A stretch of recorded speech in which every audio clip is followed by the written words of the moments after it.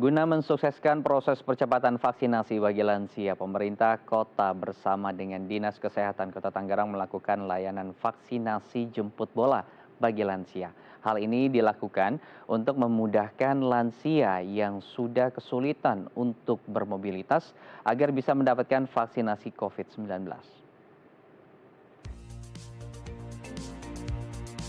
Menurut data dari Dinas Kesehatan Kota Tangerang, jumlah lansia yang telah mendapatkan vaksinasi COVID-19 dosis lengkap adalah sebanyak 23.023 orang lansia, atau 19,68% dari jumlah keseluruhan lansia di Kota Tangerang yang berjumlah 117.010 jiwa.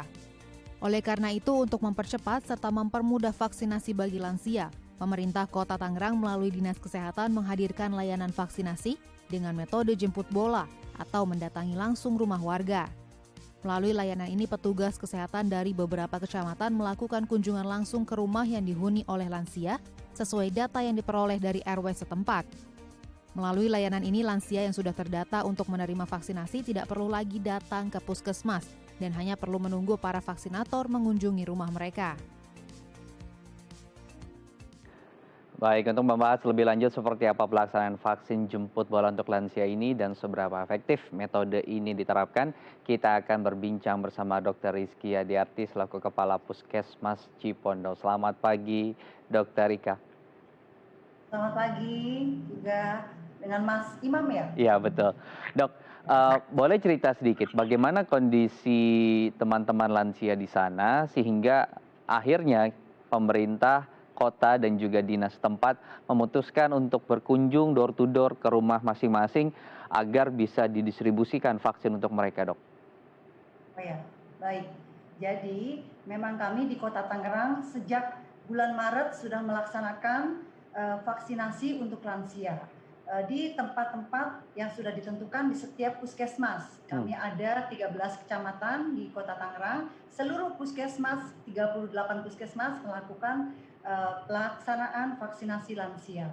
Nah, dengan beberapa lansia mempunyai keterbatasan, baik keterbatasan fisik, keterbatasan informasi, dan juga mungkin juga keterbatasan pengetahuan tentang vaksinasi.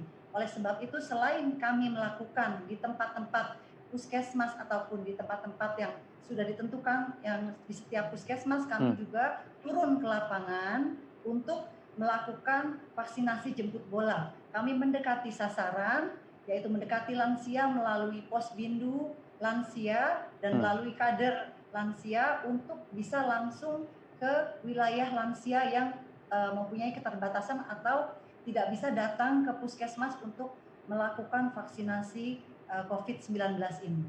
Dan memang ini kami sudah lakukan dari awal mula kami melakukan vaksinasi COVID-19 bagi lansia. Jadi kendala utamanya lansia di sana sulit bermobilitas tuh apa? Apakah wilayahnya yang jauh dari titik vaksinasi, tidak memiliki kendaraan, atau tidak punya keluarga yang bisa mengantar gitu?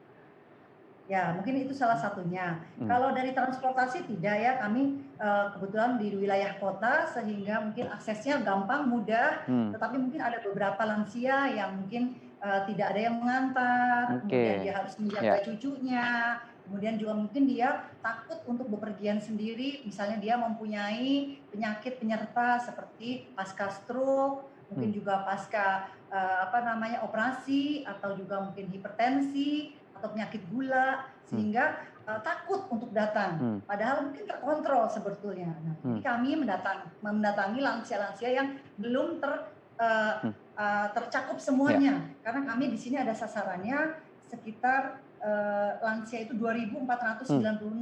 Nah, karena kami masih 1.700 sampai 1.800 lansia yang kami suntik, akhirnya memang kami harus melakukan vaksinasi ke wilayah-wilayah tempat lansia tersebut berada, sehingga kami mendekat ke arah pemukiman lansia tersebut. Oke, jadi banyak faktor tadi ya. Kendaraan ada, tapi tidak ada yang mengantar, kemudian tidak bisa ke sana karena harus menjaga cucu. Terus kemudian khawatir karena memiliki hipertensi dan lain sebagainya, akhirnya juga tidak datang. Tadi kan kalau kita lihat data kota gitu ya, hanya 19%. Dengan metode seperti ini, perubahannya berapa banyak, Dokter Rika? Kalau saya rasa ya, semua puskesmas melaksanakan vaksinasi jemput bola ini. Jadi semuanya kami di 37 puskesmas, kami turun ke lapangan untuk mendekat ke wilayah lansia dan untuk langsung berinteraksi dengan lansia dan memvaksinasi lansia tersebut. Nah, ini memberikan efek yang lumayan meningkat. Ya. Tapi kan mungkin kita belum lihat secara data ya, tapi memang kurang lebih ada sekitar 20% kita bisa meningkat. Karena misalnya dari satu wilayah satu hari bisa 20 sampai 40 lansia, itu akan mendongkrak cakupan kita. Sasaran kita akan tercapai. Tetapi memang tetap pasti masih ada orang-orang yang anti vaksin. Jadi memang ada lansia yang menolak, tidak mau divaksin walaupun sudah dirayu, sudah diberitahukan bahwa ini adalah merupakan ikhtiar untuk kita mencegah penyakit COVID-19. Tapi tetap ada yang tidak mau, ada yang grup-grup anti vaksin, bahkan ada yang takut juga dengan jarum suntik. Nah, itu tetap pasti ada. Baik, sudah jemput bola, datang ke rumah, ditolak pula gitu. Bagaimana ya perasaan vaksinator yang harus datang dan berkeliling tadi? Targetnya 20 sampai 40 rumah, 20 sampai 40 orang, berarti dia harus mengetuk 20 sampai 40 rumah. Untuk mereka yang tadi memiliki hipertensi, terus permasalahan komorbid yang lain gitu. Mereka sebetulnya masih boleh juga melakukan vaksinasi atau seperti apa, Dok? Karena teman-teman vaksinator kan ketuk pintu datang melakukan pengecekan juga gitu. Ya, jadi gini, sebetulnya untuk penderita darah tinggi atau hipertensi, kemudian penderita penyakit gula atau diabetes mellitus, jika dia rajin kontrol atau rajin meminum obat rutin setiap hari dan dia juga mempunyai riwayat kesehatan yang stabil, misalnya tekanan darahnya tidak terlalu tinggi, tidak terlalu rendah atau tidak naik turun, tapi stabil, memang tidak bisa di bawah 140, tapi dia stabil 150. Nah, itu bisa kita suntik. Kan memang sudah mendapatkan rekomendasi dari dokter penyakit dalam yang biasa memeriksanya. Begitu juga untuk penyakit gula atau diabetes mellitus. Nah, itu kalau dia terkontrol, kemudian rajin rutin minum obat, kemudian rutin memeriksakan diri, baik ke klinik ataupun ke rumah sakit ataupun ke puskesmas setiap bulan, itu kita anggap gulanya terkontrol. Dan biasanya kita melakukan pemeriksaan gula darah sewaktu sebelum melakukan penyuntikan untuk lansia-lansia yang mempunyai riwayat komorbid diabetes mellitus. Oke, jadi data akumulasi yang mereka cek setiap minggunya itu menjadi dasar, baik itu tekanan darah ataupun tadi gula darah. Silahkan untuk mereka yang kemudian memiliki hal tersebut bisa langsung konfirmasi ke puskesmas untuk datang atau menunggu saja teman-teman vaksinator yang datang ke rumah. Jadi kami ini bekerja sama dengan kader dan juga RT RW di wilayah setempat. Kami selalu memberitahukan jika di wilayah ini kan ada juga grup WA kami ya bersama puskesmas bersama RT RW.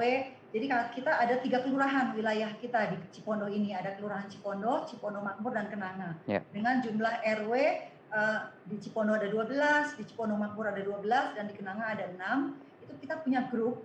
Nah, masing-masing grup itu kita share bahwa ada lansia di wilayah ini yang masih kurang. Nah, nanti mereka akan mencari untuk screening dan wawaran bahwa lansia tersebut harus datang ke puskesmas atau didaftarkan dulu. Kalau memang dia mempunyai keterbatasan, kita akan datang ke tempat tersebut, wilayah tersebut. Baik, jadi dimanfaatkan ya ini untuk masyarakat Tangerang terutama sudah datang, atau jangan ditolak ya, kasihan kan. Sudah capek-capek datang kemudian ditolak, bagaimana perasaan teman-teman. Baik, Dokter Ika, terima kasih sudah berbagi informasi, semoga makin banyak masyarakat Tangerang yang mau divaksinasi dan bersedia, karena tadi ini adalah program yang sangat baik. Baik, terima kasih dokter. Sama-sama, Mas Iman, terima kasih. Ya pemirsa, usai jeda kita masih akan menghadirkan beragam informasi menarik dan juga inspiratif lainnya. Tetap bersama kami di Halo Indonesia.